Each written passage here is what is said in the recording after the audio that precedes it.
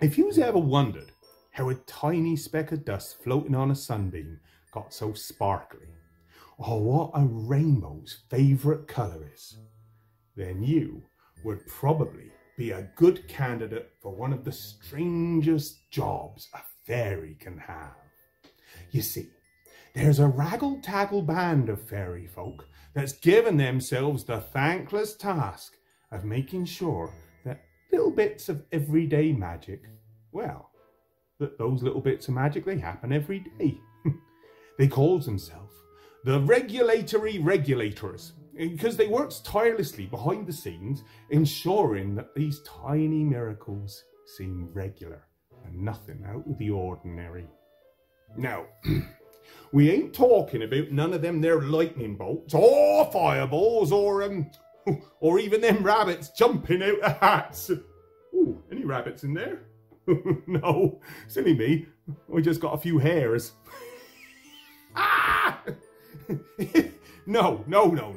The kind of magic we is talking about is those little things that catches your eye and reminds you how good it feels to be alive of a day. Like, oh yes, like when you get up in the morning and you see little dewdrops shimmering on a spider's web in your garden, or when you's feeling all grumpety and crumpety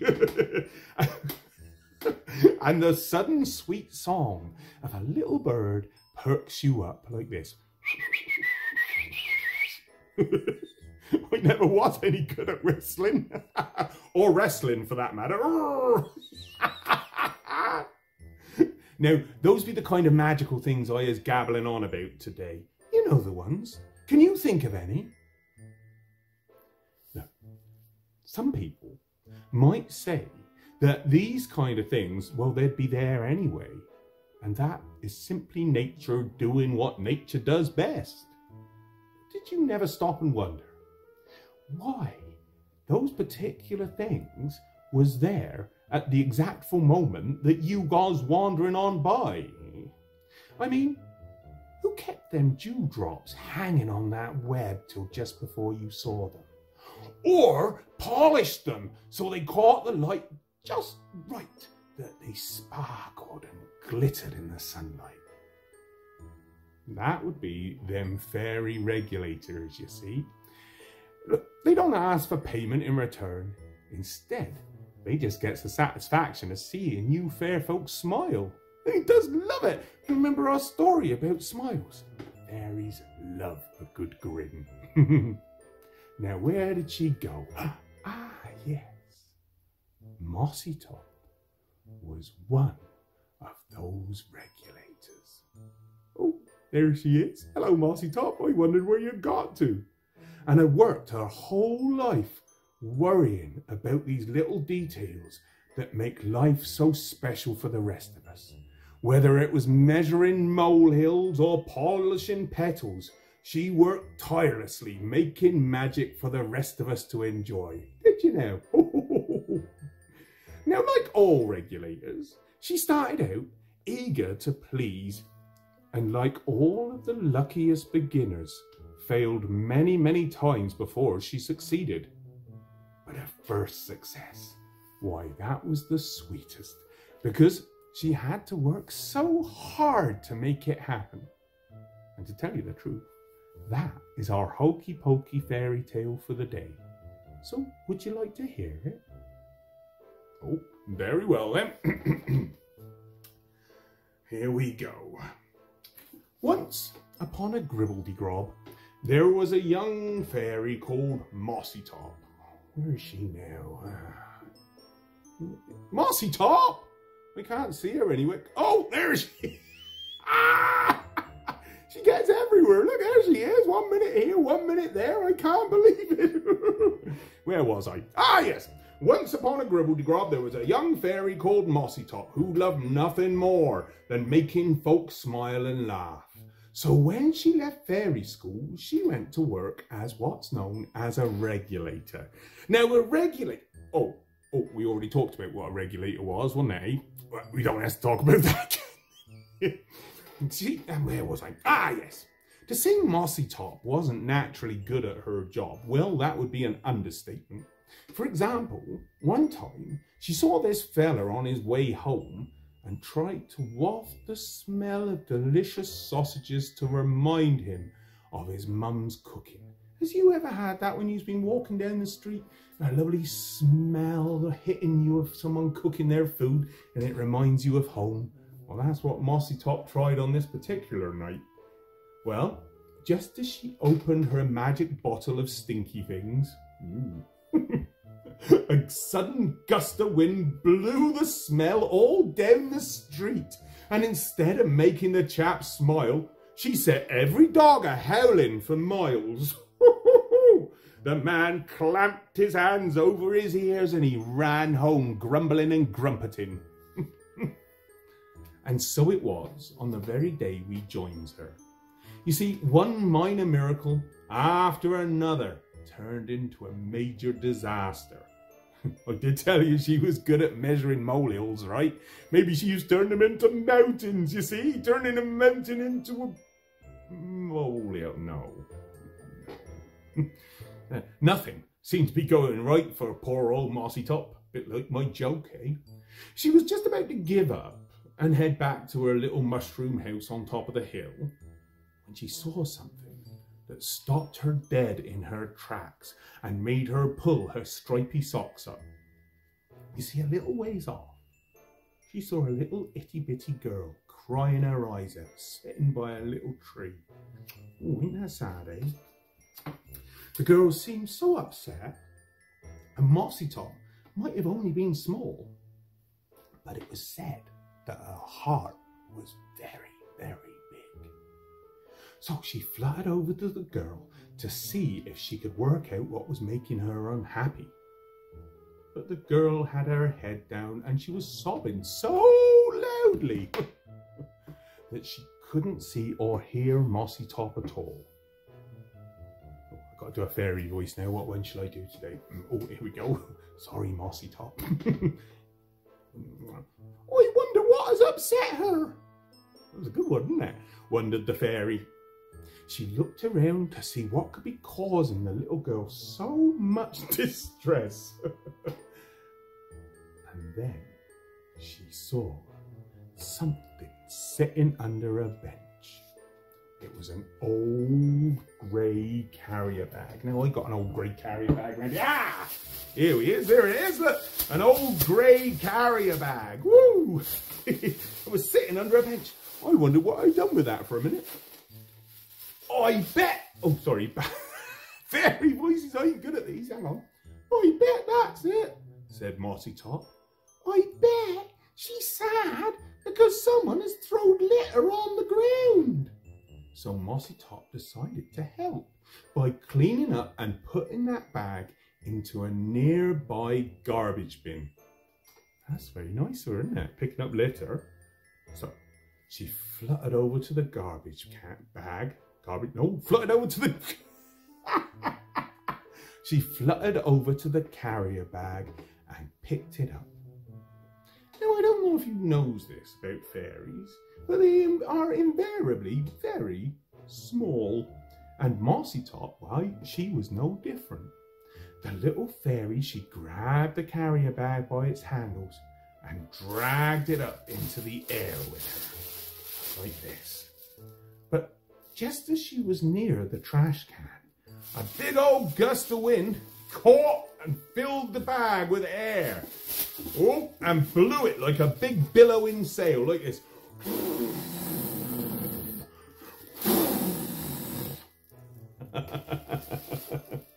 Suddenly, Mossy Top, why, she was hanging on to it for dear life as the bag spun, filled with air. It went a-whirling and whirling and whirling in the wind. Can you imagine that? Whoa! Oh, sorry, you got to do that fairy voice again. Whoa! Screamed Mossy Top as the bag flapped around in big circles. There she goes. Whoa, Mossy Top, watch out!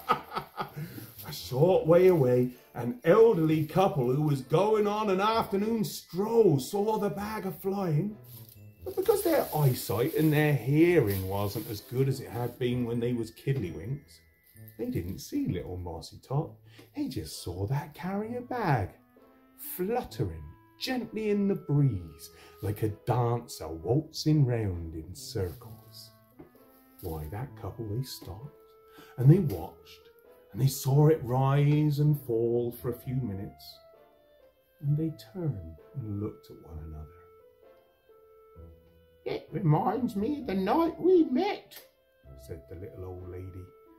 "Do you remember how we used to dance?" "My dear lady, how could I forget? Could I have the honour of a dance?" said the gentleman. Why, the lady nodded, and together they danced all around the park like a couple of young'uns, all giggly and jiggly. Of course, our fairy Mossy Top, why, she was a bit too busy to see that. Where did she go? Whoa! Because she was fluttering and a-scuttering all around on this here carrier bag. In fact, she was starting to feel a little dizzy and a little sick from all the spinning. Just when she thought she couldn't take any more, the wind died down and she landed with a big, soft bloop. That's a plop. I hope you got that. In a big bush. "Well, that didn't work," said the little fairy. "That bag's too light. I need something to weight it down." So the fairy looked around for something to stop that there bag from blowing away. Well, it just so happened that there was a grubby old teddy bear lying around. Ah, here he is. Grubby old teddy bear, look at this. Oh, my teddy bear. He was just lying there under the bush. You could see that he'd been well loved, and he had an eye missing. It's got this one. He had an eye missing, and well, his fur was all flattened. And mustering all of her strength, old Mossy Top, why, she heaved and she hauled that bear into the bag, and she started dragging him, dragging the carrier bag back towards the garbage can so she could throw the bag away. Well, Cuddles, have you got a stuffy? Ain't they lovely, eh? Well, let me tell you, that old Teddy, he was very heavy for a little fairy, and it wasn't long. Would you like to read this too? All right, you come sit here. You come and have a read. My Teddy's got both his eyes. Where was we? Oh, he was just here. Now, where were we? Ah, yes. Let me tell you, that old Teddy, he was very heavy, and it wasn't long before poor old Mossy was panting and sweating from all of the hard work. It took her forever to tow that old teddy bear all the way to the garbage can. But when she got there, the little girl, why, she was still a-sobbing. "Right, time to get this litter put where it belongs," said Mossy Top, and she gently emptied the bear into the bag and lay it just a little way away from the bin. Sit there. Then she scrumpled up that carrier bag. Let's see. Oh, that's clever. Who scrumples it up? It can't catch the wind, right? Right. And she popped it like a basketball into the wastebasket. Let's see if I can do it. Well, kinda. It was then that Mossy Top, why, she heard a squeal of delight coming from the direction of that little tree. She turned and saw that little girl come barreling towards the garbage can, with a look of sheer joy on her face that would melt the coldest of hearts. "I knew that she was sad about the plastic bag," said the little fairy. but I didn't think that would make her quite so happy, she said, and she hid herself nearby. Then the very strangest thing happened. Why, the little girl stopped just a little ways away from the bin and bent down to pick something up. When she stood up, in her hands was the old and tired teddy bear. Oh, I've got to do a little girl's voice now. Let's see what I can do. Oh, that's not it.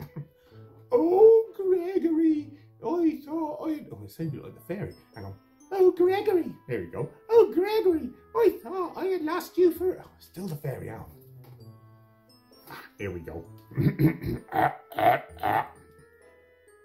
Oh, Gregory, I thought I had lost you forever. Doesn't really sound like a little girl, does it? Can you do a better one?